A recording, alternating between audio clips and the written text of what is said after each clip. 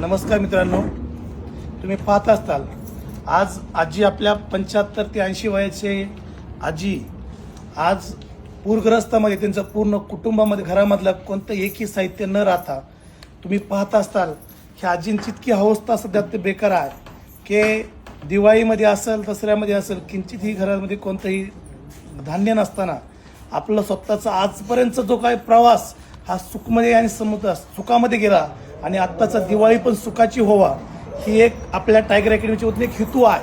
आणि हाच हेतूमधून हे पाठीमागच्या काळात मी जेव्हा घरी गेलो होतो त्यावेळेस आजीने आता ते माझं दुखतंय मग भेटायला आल्या.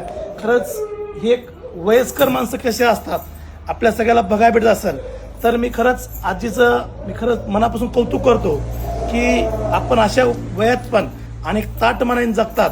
आणि हे ताटमानात जगायचं आम्हाला सर्वांना शिकवलं जातं की ह्यांच्याकडून पाहिलं जातं की वयस्कर माणसं कशी असतात आणि हे कसे ताटमाने जगले जातात. ते एक हे जिवंत उदाहरण म्हणजे आजी.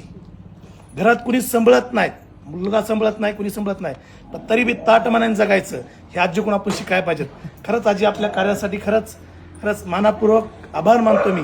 आपण जे कार्य केलं आतापर्यंत.